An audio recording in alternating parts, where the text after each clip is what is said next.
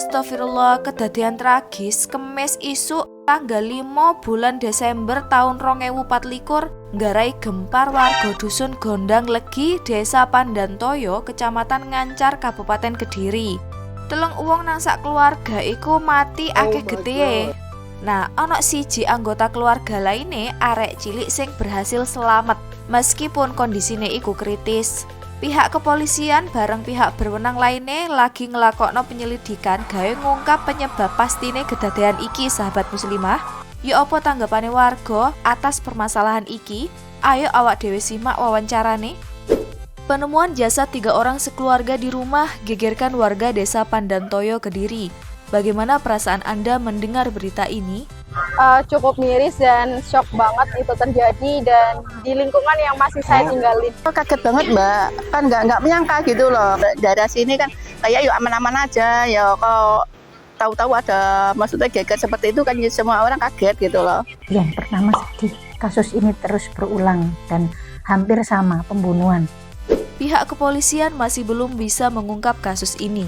Menurut Anda, mengapa kasus pembunuhan tersebut bisa terjadi? Sebenarnya kalau kasus pembunuhan itu bisa terjadi dengan berbagai macam alasan, apalagi di zaman yang sekarang ini. Masyarakat kita ingin jalan pintas untuk menyelesaikan masalahnya. Salah satunya itu tadi, mudah menghilangkan nyawa orang. Dari pelaku tuh sakit hati karena katanya mau pinjam uang dari kakak kandung. Ternyata kakak kandung itu nggak ngasih pinjam, terus mungkin dia sakit hati, terus bisa berbuat seperti itu. Apa yang menjadi evaluasi bagi masyarakat atas adanya kejadian ini? Yo harus tapi hati-hati biarpun sama saudara sendirilah. Biarpun dari segi omong-omong mesti hati-hati, mesti dijaga.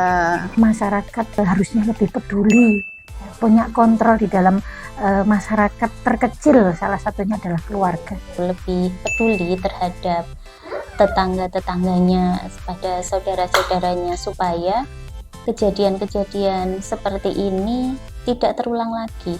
Mengapa saat ini banyak terjadi kasus pembunuhan? Dari anak-anak muda sekarang itu mungkin keras gitu loh pikirannya, itu nggak mikir akibatnya gimana gitu kan, nggak berpikiran seperti itu lah anak muda lah itu Mbak.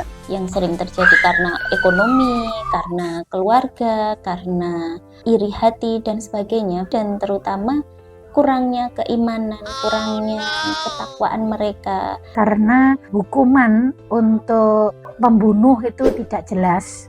Kemudian orang-orangnya sendiri mencari penyelesaian dengan hawa nafsunya supaya cepat selesai.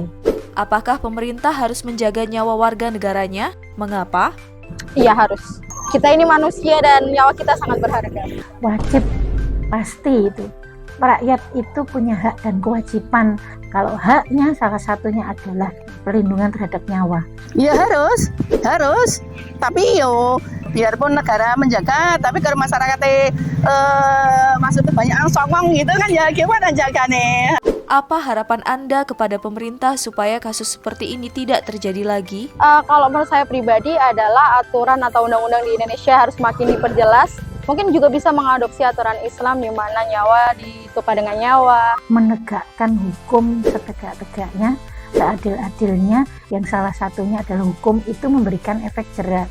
Dan hukum yang memberikan efek jera supaya seimbang, adil itu hanya hukum yang ya dari Allah itu. Untuk melakukan peraturan-peraturan dengan secara tegas dan melakukan langkah-langkah preventif tentunya supaya kejadian-kejadian seperti ini tidak terulang kembali. Zaman saiki nyawane menungso iku koyok gak ono regane ya. Cek gampange ya wong iku ngilangno nyawane wong lain tanpa mikir akibate.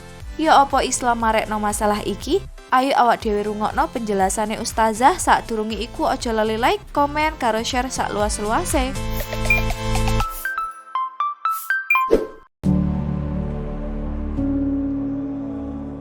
Banyaknya kasus pembunuhan akhir-akhir ini sejatinya menjadi bukti nyata bahwa sistem sekuler yang diterapkan telah gagal melindungi kehormatan dan nyawa manusia. Salah satunya adalah sistem sanksi bagi pelaku pembunuhan yang tidak memiliki efek jera sedikit pun. Pembunuhan yang dilakukan oleh warga juga menjadi fakta buruknya output sistem pendidikan sekuler yang diterapkan. Sebab sistem ini telah mengabaikan peran agama dari kehidupan, sehingga tidak terbentuk dalam diri masyarakat itu kepribadian Islam yang utuh. Bahkan dalam sistem ini mereka bersikap liberal yang hanya menuruti hawa nafsu dan tidak mampu mengontrol emosinya. Pembunuhan satu keluarga ataupun hanya satu orang saja itu adalah kejahatan yang sangat keji, maka harus diberikan sanksi yang berat dan juga tegas. Menurut hukum sekuler demokrasi, sanksi pidana tertinggi itu adalah hukuman mati. Namun di sisi lain, hukuman mati dalam demokrasi dianggap melanggar hak asasi manusia. Oleh karena itu, dunia internasional pun menolak sanksi hukuman mati ini. Inilah batasan yang tidak jelas dan kabur. Hal ini adalah sebuah keniscayaan sebab sekulerisme adalah sistem yang memisahkan agama dari kehidupan dan menjadikan manusia itu berdaulat atas hukum. Padahal akal manusia itu terbatas, sehingga ketika membuat hukum tidak akan mampu hukum yang mereka buat itu memberikan keadilan kepada manusia. Situasi seperti ini akan terus berlangsung selama sistem yang melingkupi tidak berubah. Bagaimana mungkin orang-orang akan baik jika sistemnya itu buruk? Yang ada justru orang yang baik bisa menjadi buruk karena dipaksa oleh sistem yang buruk pula. Oleh karena itu, jalan terbaik atas semua ini adalah kembali kepada Islam. Karena Islam memiliki sebuah sistem yang memberikan solusi lengkap atas seluruh permasalahan manusia. Sistem yang memihak kepada semua manusia, sistem yang adil karena datang dari yang maha adil yaitu Allah Subhanahu wa Ta'ala. Faktanya, manusia pernah hidup dalam sebuah sistem kehidupan yang menerapkan sistem sanksi yang adil, tegas, dan tidak tebang pilih, sehingga manusia hidup penuh dengan kebaikan-kebaikan. Masa itu terjadi pada masa peradaban Islam di bawah naungan Khilafah Islamiyah. Khilafah adalah sistem pemerintahan warisan Rasulullah yang telah dijalankan selama 13 abad, yang semua aturan dalam sistem khilafah ini berasal dari hukum syariat termasuk sistem sanksinya. Dalam Islam, sanksi atau ukubat akan diberikan kepada orang yang melakukan kejahatan atau kriminal. Dari Syekh Muhammad Ismail dalam kitab Bunga Rampai Islam, beliau menjelaskan bahwa yang dimaksud dengan tindak kriminal adalah perbuatan yang tercela menurut hukum syara. Artinya, pelaku telah melanggar hukum syara atau dia telah bermaksiat kepada Allah. Karena kemaksiatan tersebut, maka wajar bila pelaku mendapatkan sanksi atas perbuatannya tersebut. Allah Ta'ala telah menetapkan hukum-hukum ukubat, yakni hukum pidana, sanksi, dan juga pelanggaran. Dalam peraturan Islam, sistem sanksi itu sebagai pencegah atau zawajir dan sebagai penebus atau jawabir. Sebagai pencegah karena berfungsi mencegah manusia dari tindakan kriminal, sebagai penebus karena berfungsi menebus dosa dari azab Allah pada hari kiamat nanti. Karena itulah Islam sangat menghargai nyawa manusia. Darah dan jiwa manusia mendapatkan perlindungan yang kuat dalam Islam. Allah Subhanahu wa Ta'ala menetapkan pembunuhan satu nyawa tak berdosa sama dengan menghilangkan nyawa seluruh umat manusia. Allah berfirman dalam surat Al-Maidah ayat 32 yang artinya, siapa yang membunuh seseorang manusia bukan karena orang itu membunuh orang lain atau bukan karena membuat kerusakan di muka bumi, maka seakan-akan dia telah membunuh manusia seluruhnya. Untuk mencegah pembunuhan yang disengaja, Islam memberikan sanksi yang keras dan tegas berupa hukuman qisas kepada pelaku pembunuhan. Hukuman ini memberikan rasa keadilan bagi keluarga yang ditinggalkan sekaligus menjadi pencegah tindakan kejahatan yang serupa. Qisas adalah hukuman mati dalam hukum pidana Islam yang dijatuhkan sebagai pembalasan atas perbuatan kejahatan seperti pembunuhan, melukai, atau merusak anggota badan. Qisas merupakan salah satu bentuk hukuman yang bertujuan untuk menegakkan keadilan. Prinsip qisas adalah nyawa dibalas dengan nyawa atau luka dibalas dengan luka yang serupa.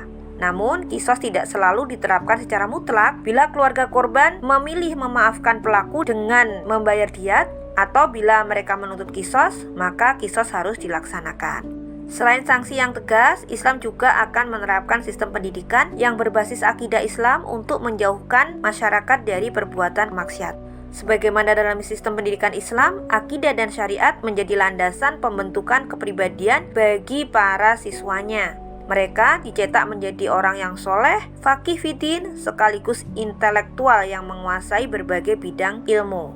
Islam juga akan mendorong negara untuk memberikan perhatian besar terhadap pembinaan generasi muda dan masyarakat, baik dari aspek akhlak, pengaturan sosial, pergaulan, pengaturan media, jaminan ekonomi, dan lainnya. Karena Islam memandang setiap perilaku pelanggaran hukum syara atau tindak maksiat itu sebagai tindakan melanggar hukum dan harus diberikan sanksi tegas agar membuat jerat dan mencegah terjadinya kriminalitas lainnya. Inilah saatnya mewujudkan kepemimpinan Islam yang menerapkan Islam secara kafah, yang memuliakan dan melindungi generasi serta masyarakat seutuhnya.